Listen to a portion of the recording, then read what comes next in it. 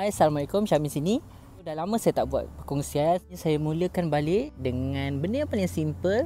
Cara bagaimana kita nak merancang kebun kita ataupun kita nak merancang edible garden di sekeliling rumah kita. Ini adalah untuk orang yang nak mula kecil-kecilan. Ini adalah basic 7 tips yang paling penting saya rasa sebagai permulaan.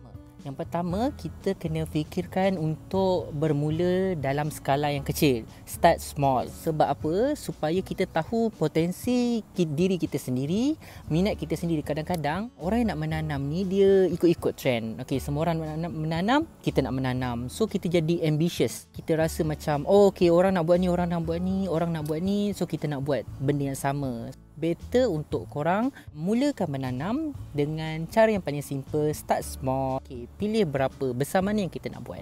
So jangan terlalu ambitious sangat untuk buat kebun yang besar macam mana orang nak buat. Kita kena mindset, fikir dulu yang kita nak mula kecil-kecil dulu. Kita kena tahu potensi kita. Okay? Dan yang kedua, kita kena tahu kita nak tanam apa. Minat masing-masing berbeza. Ada orang dia suka tanam sayur-sayuran, ada orang dia suka tanam pokok buah. Mungkin kita nak buat herbs garden di rumah kita, ataupun ada orang minat mereka kepada ornamental plant, pokok-pokok hiasan. Jadi ni kita kena tahu pokok apa kita nak tanam. Sebab pengetahuan ni penting untuk kita tahu macam mana management, mana kita nak dapat pokok kita.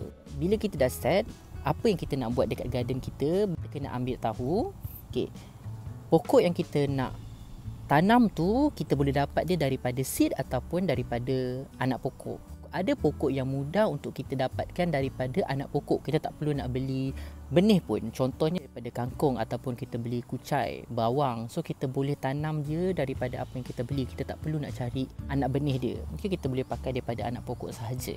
Okay, ada pokok yang mungkin kita kena dapatkan daripada benih. Macam kangkung pun kita boleh dapatkan daripada benih. Perbezaan kita pakai pokok yang kita tanam daripada benih ataupun daripada anak pokok.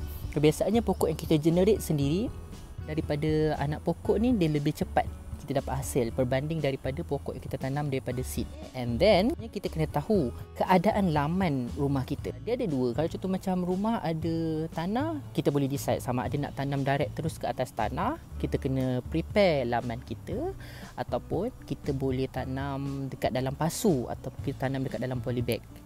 Dan yang kedua, untuk orang yang tak ada tanah ataupun lebih kepada rumah-rumah di pangsapuri ke, di kondominium ataupun rumah-rumah teres yang ruangannya kecil, kita boleh proceed untuk tanam mungkin vertical garden ataupun pokok-pokok yang bergantung, yang mana sesuai. Tips yang seterusnya, kita kena sediakan equipment, peralatan untuk kita bercucuk tanam. Macam mana kita nak bercucuk tanam kalau kita tak ada scoop, kalau kita tak ada cangkul ke?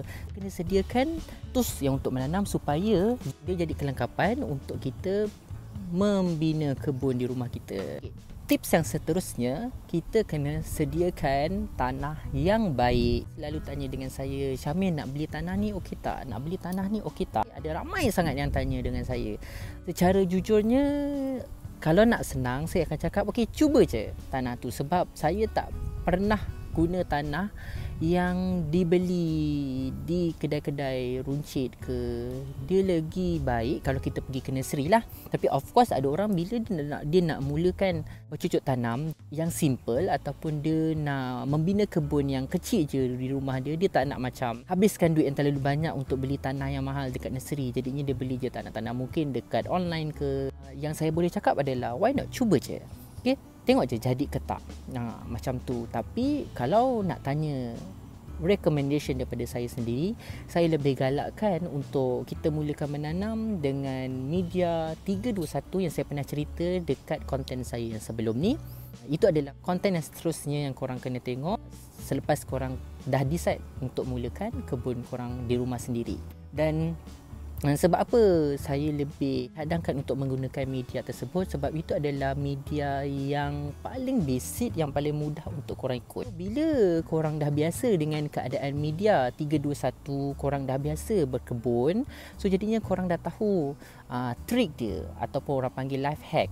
Okay, apa yang mudah, kita nak kena pakai tanah apa. Bila kita tak tahu apa-apa, kita nak ikut-ikut orang, Dan bila kita ikut orang, dia tak jadi. So most of them dia akan give up dan dia cakap susah nak buat kebun sendiri. Ada orang ramai cakap macam tu. Sedangkan yang silapnya adalah daripada diri sendiri. So jangan macam tu lah. Okay. So saya lebih cadangkan untuk gunakan 321, ataupun kalau rasa susah untuk sediakan tanah 321, ialah sebab kita kena beli topsoil, kita kena beli bahan organik dan kita kena beli pasir. So agak banyak.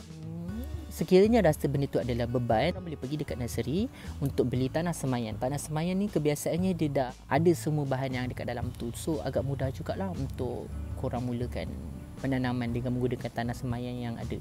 Seterusnya, korang kena tengok kepada komitmen korang sendiri. Adakah korang ada masa untuk bercucuk tanam? Ataupun korang busy? Okay, biasanya ramai yang busy tapi dia nak bercucuk tanam. Dia nak ada hasil dia sebab herbs garden ke ornamental garden di rumah kita, dia adalah salah satu terapi. Ini adalah kajian yang memang terbukti berhasil. Sekiranya kita bercucuk tanam seharian kita, dia membantu orang yang ada masalah emosi, yang stres, tertekan. Untuk orang yang mungkin ada banyak masa lapang ataupun sanggup meluangkan masa bercucuk tanam walaupun mereka sibuk, it's good for you untuk proceed bercucuk tanam seperti biasa dengan elemen-elemen yang penting seperti pembajaan, seperti menyiram 2 kali sehari, ataupun kalau malas sekali sehari setiap pagi. Dan untuk mereka yang tak ada masa tapi ingin bercucuk tanam, apa yang saya boleh sarankan adalah korang boleh buat fertigation ataupun korang boleh menanam pokok-pokok yang agak tahan lasak walaupun kita jarang siram, dan juga mungkin korang boleh proceed untuk aquaponik. Why not? So it is alternatif ataupun solution untuk orang yang nak bercucuk tanam tapi sibuk. Dan yang terakhir, korang kena tanamkan dekat dalam fikiran korang bahawa bercucuk tanam ni dia adalah salah satu proses. Dia adalah salah satu percubaan. Tak semua orang akan berjaya di kali pertama mereka melakukan sesuatu. Kata orang, kegagalan itu adalah ibu kepada kejayaan. Jangan give up, okay? Kena fikir, sabar. Ini adalah salah satu proses. Kita berurusan dengan benda hidup yang mereka tidak boleh bercakap dengan kita. Okey, aku kurang air, aku tak cukup makan, tak cukup baja, aku perlukan racun. Mereka tidak boleh beritahu direct, tapi mereka menunjukkan semua itu adalah daripada simptom. Okey, daripada simptom itulah kita kena belajar untuk memahami apa sebenarnya pokok kita nak. Itu saja untuk konten kali ini. Bye.